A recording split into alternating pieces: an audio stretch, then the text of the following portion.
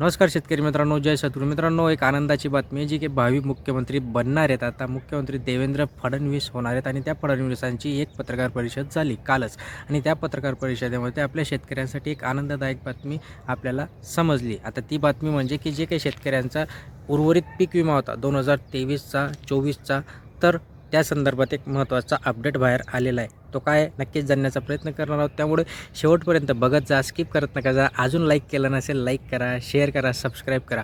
बघा मित्रांनो, जो काही 2023 सालीचा बहुतेक शेतकरी अजून 75% पीक विम्यासाठी वाट पाहत आहेत.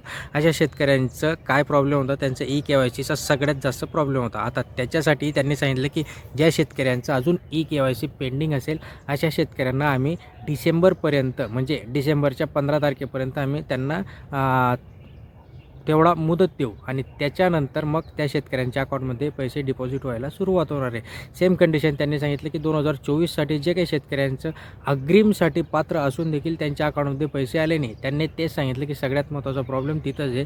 शेतकऱ्यांचं KYC पेंडिंग आहे आणि म्हणून शेतकऱ्यांच्या अकाउंटमध्ये तो पैसा डिपॉझिट होत नाही. आता याच्यामध्ये अग्रिमसाठीही जे काही जवळपास 12 जिल्हे पात्र झाले होते, ज्याच्यामध्ये सोलापूर होता, परभणी होता, नंतर मित्रांनो अहिल्यानगर असे जिल्हे होते. आता एक्झॅक्टली मला आठवत नाही आहे, पण असे जे काही जिल्हे होते त्या जिल्ह्यांच्या देखील शेतकऱ्यांचे बहुतेक शेतकरी याच्यामध्ये पात्र असून देखील त्यांच्या अकाउंटमध्ये पैसे डिपॉझिट झाले नव्हते.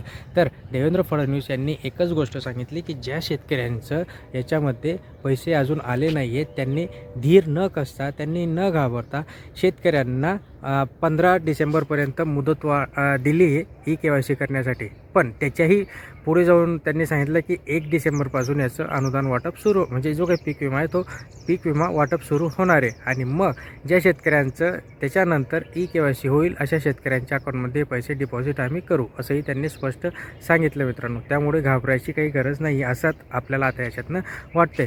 दुसरं महत्त्वाचं म्हणजे जो काही रब्बी पीक विमा आहे, रब्बी पीक विमासाठीही त्यांनी सांगितलं की आम्ही तारीखवाढ आतापर्यंत दिली आहे 30 नोव्हेंबरपर्यंत, पण त्याच्याही पुढे जर शेतकऱ्यांकडून अजून पीक विमा भरला नाही गेला तरीही आम्ही त्या शेतकऱ्यांना याच्यामध्ये अजून मुदतवाढ देऊ असंही त्यांच्याकडून सांगण्यात आलं. आता बघूया, हे सरकार आपण निवडून दिले, आपण आपल्या घरच्या बायकांनी निवडून दिले.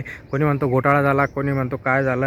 ह्या सगळ्या गोष्टींना थोडंसं बाजूला जर आपण ठेवलं आणि विचार केला की आपल्यासाठी आता ह्या सरकारने काम करणं गरजेचं आहे, कारण की 5 वर्ष आता ह्याच सरकारचं तोंड, ह्याच सरकारच्या गोष्टी, ह्याच सरकारच्या नावं आपल्याला आपल्या डोक्यामध्ये फिक्स कराव्या लागणार आहेत मित्रांनो.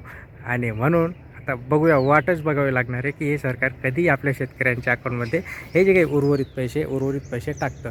शेतकऱ्यांना या सरकारने चांगली मदत करावी हीच आपल्या आता या शासनाकडून अपेक्षा मित्रांनो. तुर्तास डिसेंबरपासून जो काही राहिलेला हप्ता आहे तो नक्कीच मिळणार. धन्यवाद.